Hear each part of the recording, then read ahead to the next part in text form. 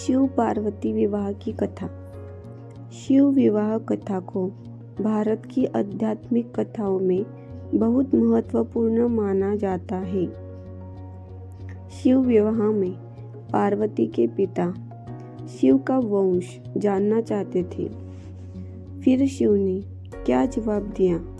कथा में बताया गया है कि शिव मौन बैठे रहे।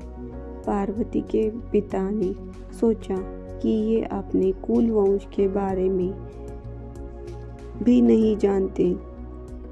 भगवान शिव और पार्वती की शादी बड़े ही भव्य तरीके से आयोजित हुई।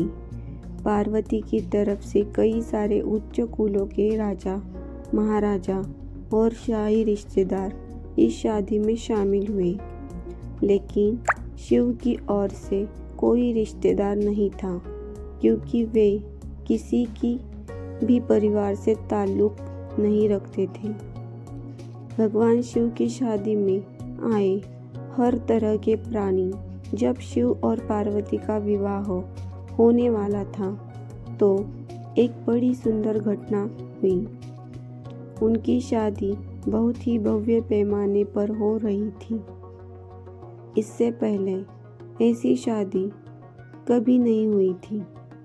शिव, जो दुनिया के सबसे तेजस्वी प्राणी थे, एक दूसरे प्राणी को अपने जीवन का हिस्सा बनाने वाले थे।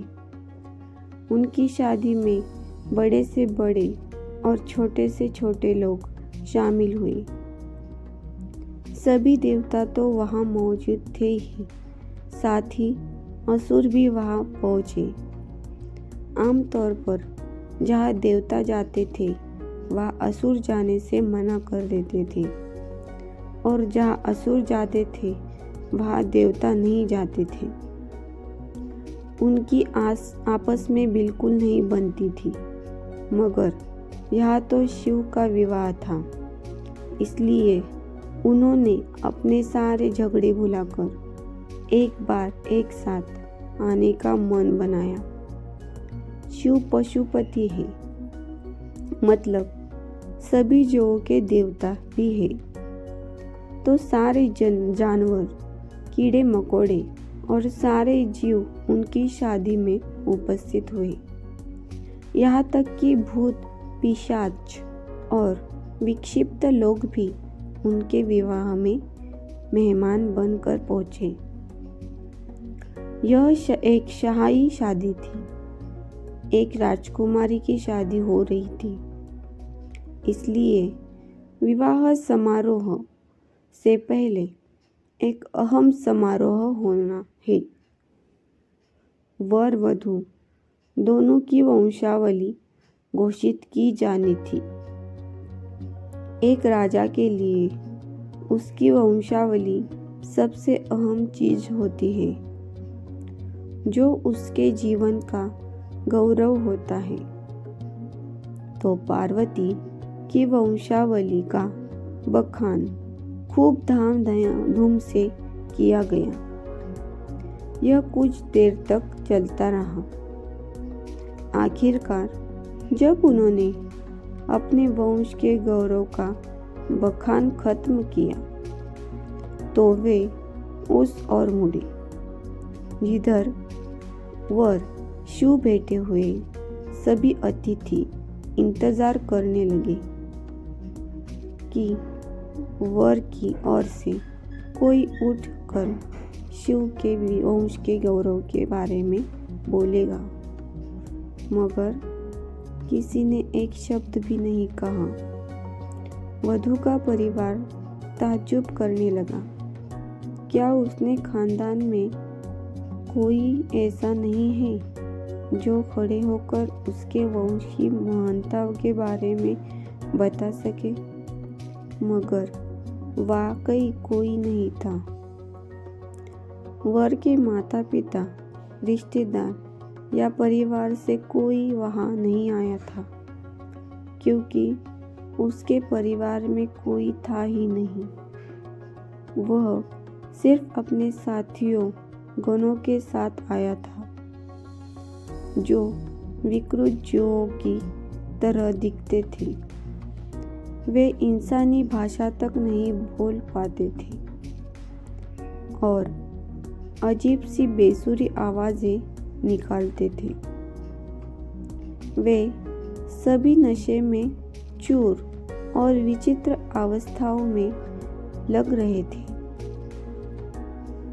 फिर पार्वती के पिता पर्वतराज ने शिव से अनुरोध किया, कृपया अपने वंश के बारे में कुछ बताइए। शिव कहीं शून्य में देखते हुए चुपचाप बैठे रहे। वह न तो दुल्हन की ओर देख रहे थे, न ही शादी को लेकर उनमें कोई उत्साह नजर आ रहा था। बस वह अपने गौनों से घिरे हुए बैठे रहे और शून्य में घूरते रहे। वधू पक्ष के लोग बार बार उनसे यह सवाल पूछते रहे, क्योंकि कोई भी अपनी बेटी की शादी ऐसे आदमी से नहीं करना चाहेगा जिसके वंश का अता पता न हो। उन्होंने जल्दी थी, क्योंकि शादी के लिए शुभ मुहूर्त तेजी से निकला जा रहा था। मगर शिव मौन रहे। समाज के लोग, कुलीन, राजा महाराजा और पंडित बहुत घृणा से शिव की ओर देखने लगे और तुरंत फुसफुसाहट शुरू हो रही थी। इसका वंश क्या है? यह बोल क्यों नहीं रहा है? हो सकता है कि इसका परिवार किसी नीची जाति का हो और इसे अपने वंश के बारे में बताने में शर्म आ रही हो। फिर नारद मुनि, जो उस सभा में मौजूद थे, उन्होंने यह सब तमाशा देखकर अपनी वीणा उठाई और उसकी एक ही तार खींचते रहे। वह लगातार एक ही धुन बजाते रहे, टोइंग टोइंग टोइंग। इससे खींचकर पार्वती के पिता पर्वतराज अपना आप खो बैठे। यह क्या बकवास है? हम वर की वंशावली के बारे में सुनना चाहते हैं, मगर वह कुछ बोल नहीं रही। क्या मैं अपनी बेटी की शादी ऐसे आदमी से कर दूं और आप यह खिजाने वाला शोर क्यों कर रहे हैं? क्या यह कोई जवाब है? नारद ने जवाब दिया, वर के माता पिता नहीं हैं। राजा ने पूछा, क्या आप यह कहना चाहते हैं कि वह अपने माता पिता के बारे में नहीं जानता? नहीं, इनके माता पिता ही नहीं हैं। इनकी कोई विरासत नहीं है। इनका कोई गोत्र नहीं है। इसके पास कुछ नहीं है।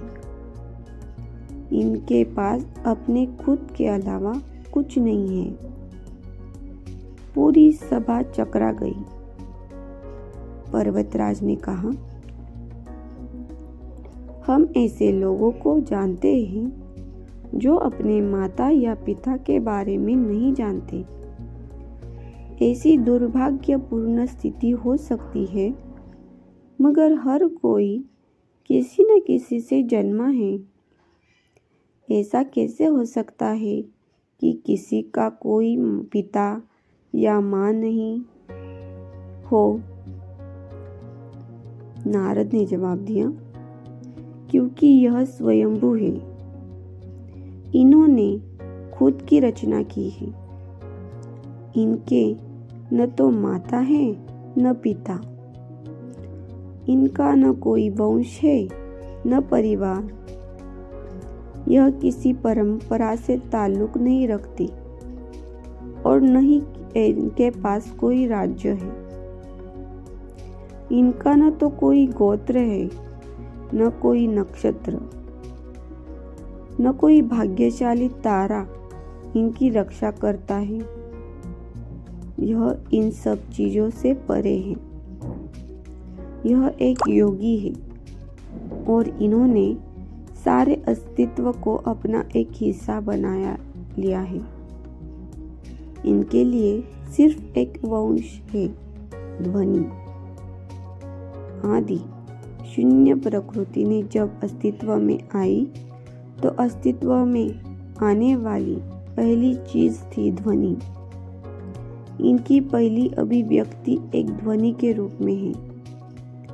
ये सबसे पहले एक ध्वनि के रूप में प्रकट हुए।